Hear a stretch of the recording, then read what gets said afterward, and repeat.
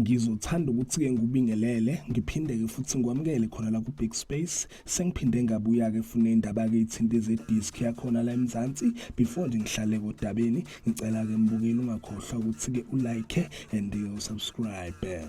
Namhlanje ngiphethe-ke indaba-ke ey'thinta ezama-transfer. Udaba lakhe-ke lapha uyaya Siphephelo Sithole nayo-ke lapha i-Kaizer Chiefs. So emavikini kadlule bekunamahebisi adeke lokho etrenda lapha ey'nkundleni zokuxhumana ukuthi-ke amakhosi afuna-ke ukusayina yena lapha uSiphephelo Sithole. Indaba-ke lambukeli-ke ezimnandi ukuthi-ke i-agent yakhe-ke yena uSithole igcine-ke iphendulile ngazo-ke lezi indaba. I-agent yakhe-ke uSithole uManuel Thomas ubeke seveza ukuthi-ke ngoDisemba bawathola-ke ama-calls ayehlukahlukene ayeqhamuka lapha kwi-Kaizer Chiefs. Uveza ukuthi-ke babuza-ke lapha nge-future yakhe uSithole base-ke bebuza futhi ngendaba-ke ethinta i-injury ngaye-ke uSithole. Ubeke sesho-ke futhi ukuthi-ke i-Kaizer Chiefs ayikaze-ke yayenza-ke i-formal offer for yena uSithole. Kwakuzingxoxo nje kuphela between agent yakhe uSithole nayo-ke lapha i-Kaizer Chiefs. So injalo-ke mbukeli indaba-ke ethinta uyaya Sithole, i-agent yakhe-ke naku uSithole